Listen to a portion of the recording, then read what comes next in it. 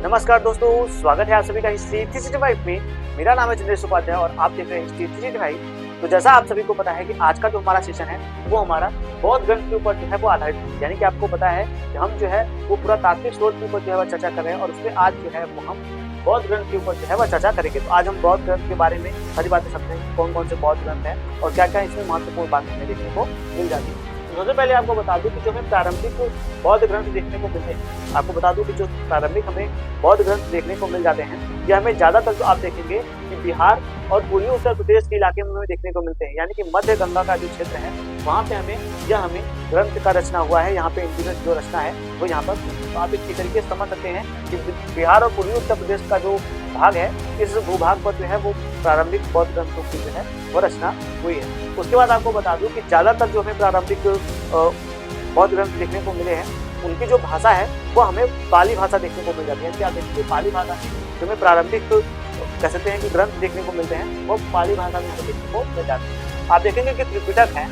जो ये प्रमुख इनमें से जो ये ग्रंथ है इनमें से पहले जो है वो हमें त्रिपिटक देखने को मिलते हैं जो सबसे ज्यादा महत्वपूर्ण है। आपको बता दूं कि त्रिपिटक जो है वह इस शब्द का सबसे पहली बार जो प्रयोग है वो हमें देखने को मिलता है। यानी कि आप देखेंगे एक डेविस है देखने को मिलते हैं जिसका नाम है डेविस और एक कह सकते हैं कि एक हमें विद्वान देखने को मिलते हैं जिनका नाम है बुलट।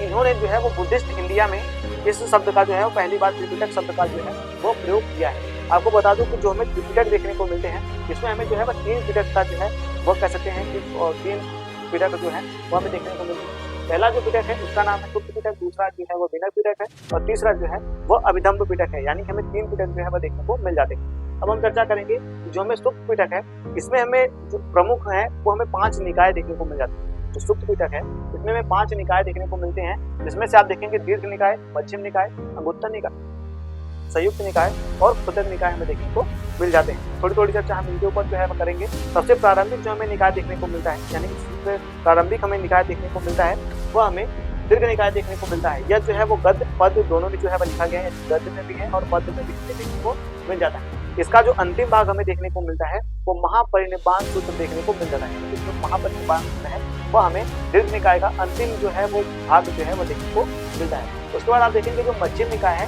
इसमें जो है वो प्रसेनजीत ने अपने आप को जो है वो भगवान बुद्ध के समकालीन जो है वो बताया है। इसमें जो है वो भगवान बुद्ध का समकालीन जो है वो प्रसेनजीत अपने आप को कहता है। उसमें हमें एक वर्णन जो है वो देखने को मिलता है कि बुद्ध भी 80 वर्ष के हैं, मैं भी 80 वर्ष का हूँ, बुद्ध भी कौशल से हैं और मैं भी कौशल से। यानी कि प्रसेनजीत जो है वो इन शब्दों में जो है वह इस चीजों को कहता है। उसके बाद आप देखेंगे अंगुत्तर निकाय हमें देखने को मिलता है। अंगुत्तर निकाय आपको पता है इसमें ही हमें जो है वो 16 महाजनपदों की जो है वो जानकारी जो है वो प्राप्त हो जाती है। उसके बाद आप देखेंगे जो संयुक्त निकाय है इसके बारे में हमें थोड़ी सी अल्प जानकारी जो है वो है। उसके बाद आप देखेंगे खुदक निकाय जो है इसमें हमें महात्मा बुद्ध हैं इनके जन्म से रिलेटेड जो है हमें 550 कहानियां जो है वो देखने को मिल जाती है। यानी कि 550 कहानियों का जो है वो हमें एक कहते संकलन जो है वो हमें खुदक निकाय में देखने को मिल जाती है। इस प्रकार से हमने जो है वो संयुक्त जो पिटक है उसमें के जो 5 निकाय हैं हमने उनके ऊपर जो है वो चर्चा करी। अब जो है वो हम विनय पिटक की ओर जो है वो आगे बढ़ेंगे। आप देखेंगे कि जो विनय पिटक है इसमें जो है वो हमें जो इसमें आप देखेंगे कि बौद्ध संघ की जो स्थापना है और इनके नियमों का जो है वो विवेचना है वो हमें विनय पिटक में देखने को मिल जाता है। विनय पिटक है इसमें बौद्ध धर्म की जो है वो नियमों और विवेचनाओं का जो है कह सकते हैं कि स्थापना एवं नियमों का जो है वो विवेचना किया गया है। इसमें महावीर और भगवान बुद्ध को जो है वो समकालीन बताया गया है। विनय पिटक की बात कर रहे हैं तो विनय पिटक में हमें भगवान बुद्ध और जो महात्मा बुद्ध हैं और उसके बाद आप देखेंगे महावीर स्वामी जो है उन दोनों को जो है वो समकालीन इसमें जो है वो बताया गया है। ये तो हमने देखे विनय पिटक के बारे में। अब हम देखेंगे अभिधम्म पिटक के बारे में। इसको आप कह सकते हैं कि तरीके के प्रश्न उत्तरीय रूप में जो है वो हमें देखने को मिल जाता है।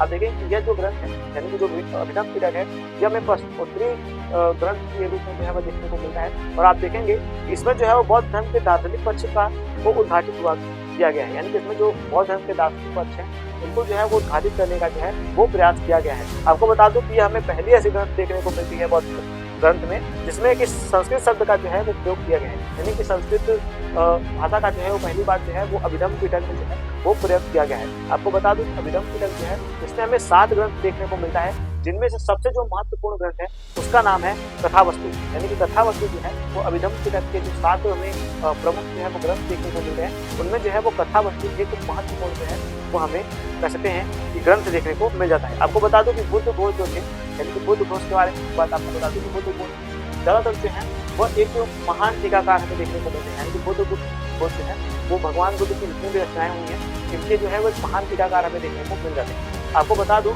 कि जो बुद्ध घोष हैं यह श्रीलंका में रहते थे, यानी कि ये श्रीलंका के एक तरीके से विद्वान को देखने को मिलते हैं। ये श्रीलंका में जो है वह रहते थे और वहाँ पे रहने के बाद आप देखेंगे 5वीं सदी में जो है त्रिपिटकों पे बहुत सारी जो है वह टीकाएं यानी कि बहुत सारी जो टीकाएं थी उन पर जो है वह इन्होंने लिखने का जो है वो प्रयास किया है। तो इस प्रकार से हमने आज जो है वो बौद्ध ग्रंथ के ऊपर जो है वह चर्चा कर ली, बौद्ध साहित्य के ऊपर चर्चा करी, जो प्रमुख बौद्ध ग्रंथ थे हमने उनके ऊपर जो है वह चर्चा करी, जैसे कि मिलन फलो है तो हमने उनके ऊपर चर्चा नहीं करी। जब हम बौद्ध ग्रंथ को पढ़ेंगे तो उसमें एक बार हम उसको भी याद रखेंगे और जो छोटे मोटे ग्रंथ हैं हम उनको जो है वह आगे जो है वो क्लास में देखेंगे। चलिए आज की क्लास को हम यहीं तक चलते हैं। उम्मीद करते हैं कि आपको क्लास जो है वो पसंद आया होगा, तो लाइक करें, शेयर करें, कमेंट करें और अपने दोस्तों के साथ इसको जरूर शेयर करें और शेयर कर लें। चलिए मिलेंगे आपसे नेक्स्ट क्लास में, चलते हैं, जय हिंद।